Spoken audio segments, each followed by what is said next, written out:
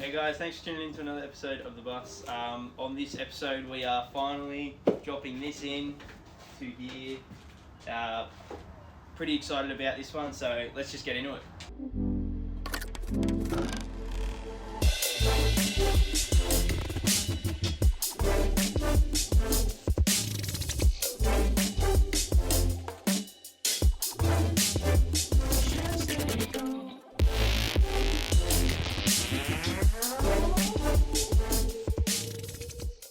To get started with dropping the engine in, we had to roll the car up the driveway because the driveway the concrete on the driveway I have is shit house and it's got plenty of cracks, so we were never going to get the engine crane up and down there.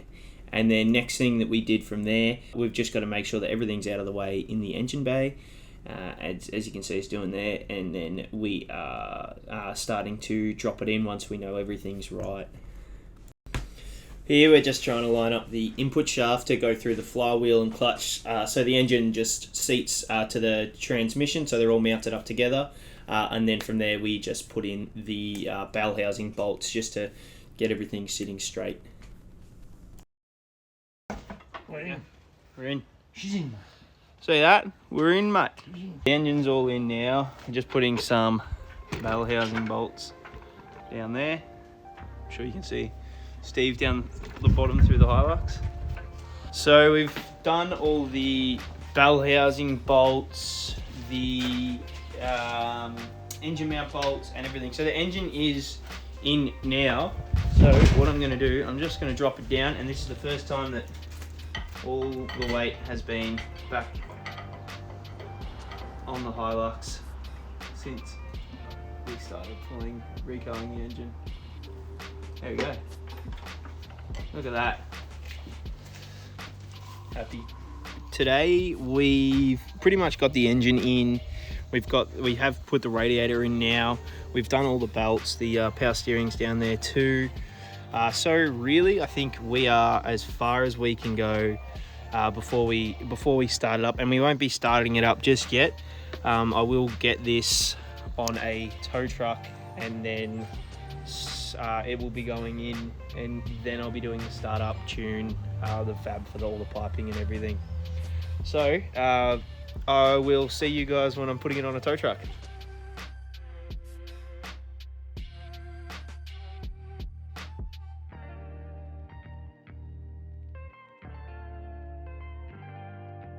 What's going on? I don't know. Just got it. Just got here. So we've had the big old Luxie towed down to the old fella's place of work, and what we've got to do now before we start it up, we're going to have to put some coolant through it, and we're also going to have to just crack the injectors to get all the air out of the lines. We also are going to be bringing up, also power steering fluid. I had to put a new power steering box in this while it was off the road, so we've also had to put some stuff in that, and we had a bit of a mishap with that. We put a bit too much in, and there was air under it, so it was kind of had a bit of pressure under the lid. Yeah, exactly right. And we've also had to use this, which I don't know how it works, so I'm not going to explain it. So what we've done to prime the fuel system, the thing is that the actual fuel pump that draws the fuel from the tank is at the front of the injection pump. So what you have to do, it's bone dry. So what I do here is take the supply line off, and I draw fuel through the filter and fill up this reservoir here till it's up to about so, and then I swap, so that you're filling it from this line, and then I swap it round, turn this upside down, put this on the pressure side of it's vacuum and pressure. I was using vacuum to pull the fuel through the filter. Then I go to the pressure side, turn this upside down, and then I can actually feed fuel from here back into the pump until it stops running. We'll have to do that 2 or 3 times in that method. That way we know we've got fuel through the filter properly, and then we know that we've actually got fuel down at the pump, and then it's just a matter of bleeding the injectors, and it will be functional. It's another reason we've done that though is because the what would you call it? Oh, the Primer, the fuel filter primer, has well and truly shit itself. Came off. It's quite it wasn't pulling any pressure, and we don't have another one. We don't we can't get another one today, so we were just like, we'll just use the other way. So we used the little vacuum pump, Yep. pressure pump arrangement, which I'm going to tell you I use quite a bit for various diagnostic routines and so on. Really handy tool to have. This is the sort of the Wanger version, in that it's pressure and vacuum, and it comes with all these little fittings and attachments, which make this sort of work real easy. Perfect. Alright, so we're just cracking the injectors. So,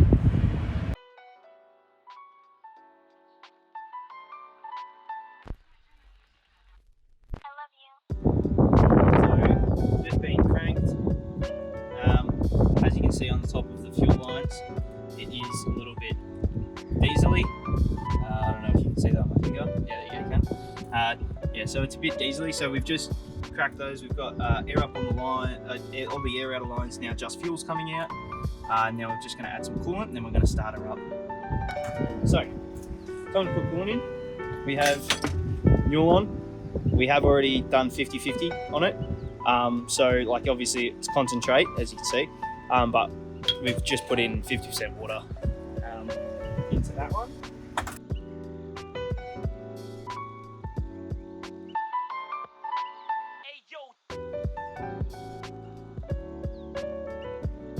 So at this point I was ready for a first start. Now I did miss something, which you'll see in a second, just a little thing, and I'm sure everyone will be able to hear it, but nothing catastrophic. So yeah, the coolant was in. We obviously full rebuild, done a new head gasket and everything, so we just wanted to make sure it was sealed up and everything, and yeah, here we go, first start.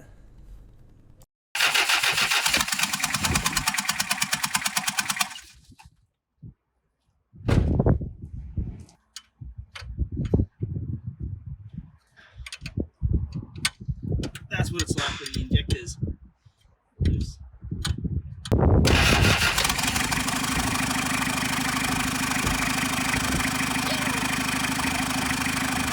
There we go. Now we're just going to watch the coolant level. It's pretty noisy because we don't have a jump or anything on the turbo. Alright, now, turbo noises.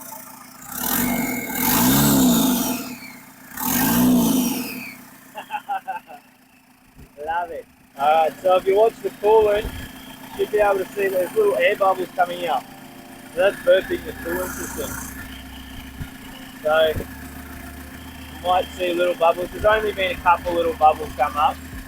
But I'm really just waiting. There you go, there's some more. I'm really just waiting for all the bubbles to come up, and just to make sure that the electric thermo fan that I have wired in, I wired in ages ago down there.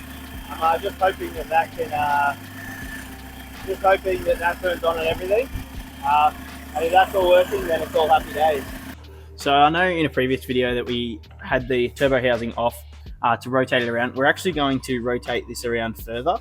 We're going to have it so instead of the turbo pipe the way it is angling up, we're going to try and just bring it a bit more level, so that way it's more straight across the engine. So that's the plan. So I'm going to have to pull this off again, which that's right, not a problem. And then we want to put different nuts on it anyways. We want to put some copper nuts on here anyways. So that'll just come off.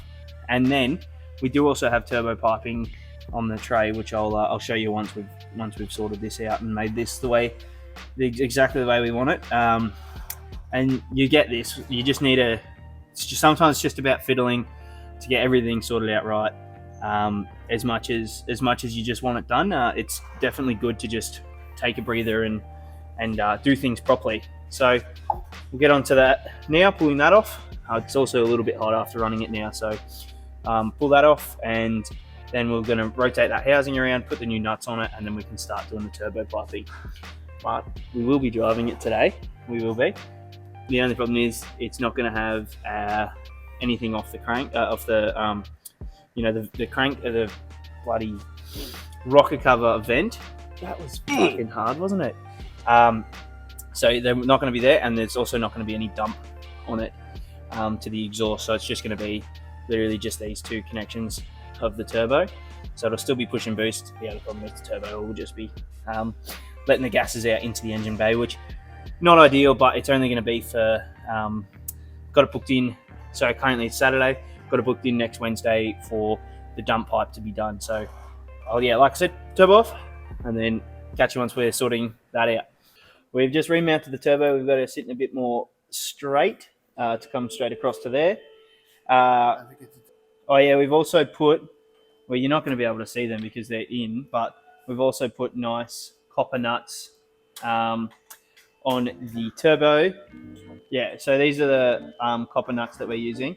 They're more suited to the turbo and exhaust temperatures. So yeah, that's there. We're also going to tee into this boost line for the boost gauge. I've had a boost gauge installed probably a couple months after I bought the turbo, just in preparation, just wired through the ignition and everything like that. So it comes on when the car comes on. We do have the silicon here to come across, silicon there. We've already got the pipe welded with the bend, so we've had I guess a day to just be around the car and plan everything. So yeah, like I said, we're just going to sort out the piping for the for here and for there. Okay, so here is the bit of pipe that we're going to use with the bend.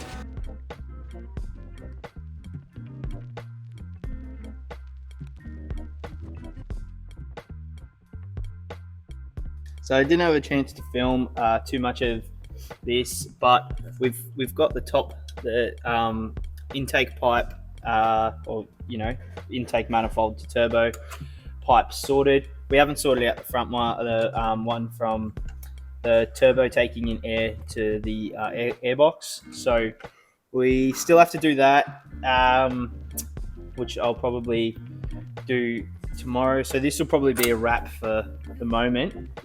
Pretty happy with where we are. This isn't how the pipes are. This is just the first evolution, I guess. We don't know. We might want to intercool it or whatever. We haven't quite decided yet, have we?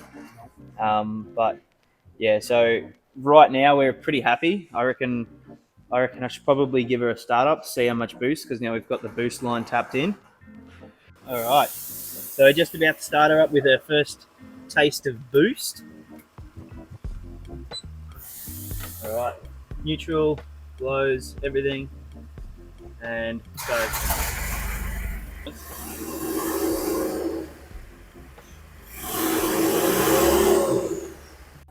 All right, so we have a boost reading. Very hard to do while driving. There we go. There's the boost reading. Although I can see why everyone has a dump pipe, because this is smelly and it smokes. I'll see if I can get smoking in the cab. So this is why we get dump pipes. So I've just dropped off the Hilux just now. So we're just getting it done here, just around the corner from the old man's work. So yeah, tomorrow is Wednesday, so hopefully I'll pick it up tomorrow and it should be pretty much done. And then all I've got to do is look at getting it tuned, just because I do have the boost compensated fuel pump, but I will still be getting it tuned just because I'd like to err on the side of caution. But yeah, so catch you when it's not so noisy and doesn't fill up the cab with so much soot. All right, so the Hilux finally done. I know I said that I was meant to be picking up on Wednesday. It's now Saturday. I picked it up late last night. I couldn't get any filming because I still have a job and real life to participate in. So unfortunately, I couldn't get any shots of any of it being made up or anything like that. But yeah, look, she's all done. This will be replaced with a stainless steel pipe that I've got in the works. So it'll be stainless. At some point, I will be thinking about intercooling it. Maybe, I don't know. We'll just see. It's not really worth it for these models because they're not made to make like power on power. They're a tractor at the end of the day. Really, they're a tractor, and now it's a tractor with a turbo. So, but yeah, so when you're coming into a build like this, especially do your research on your engine. So with this one, I still do have to get it tuned, but I think I really want to kind of wear in the break in the motor. first, because it does have the boost compensated fuel pump. I've got EGTs in the cab and everything, and it's all looking really happy, to be honest. And because it's got the boost compensated fuel pump, it doesn't need the just down here, you won't be able to see it too well because it's under everything. But yeah, because boost compensated fuel pump, no matter how high the boost is, it's still going to be adding enough fuel to keep it safe. The other side of that is that the turbo is only running like 9 pounder boost, so it's not, you know, we'll wind that up a little bit once it's once we're further on in it. But yeah, let's get some sound bites and let's hear this thing.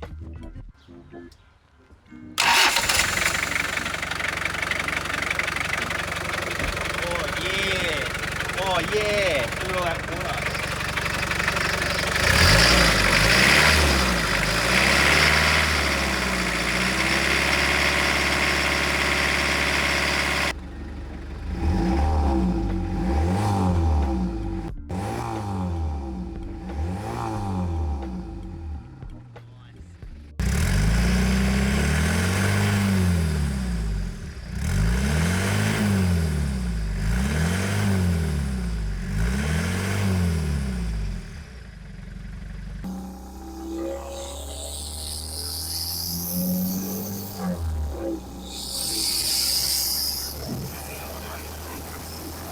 So I think that's everything for this episode. So we're just going to wrap this one up. I'm not going to get any sound bites of behind the exhaust while it's under load driving, because I'm thinking about probably dropping out the muffler and putting a straight pipe just to see. But I'll make it so that way I can just swap them if I'm not happy with it.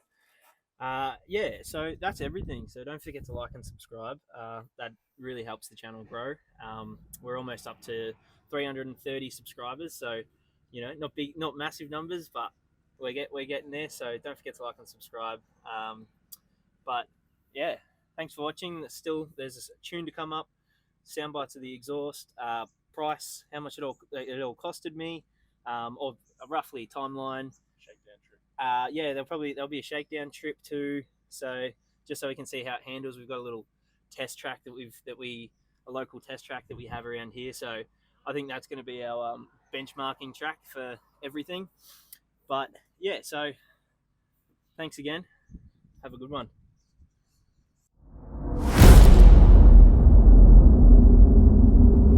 Oh, look at it. About time.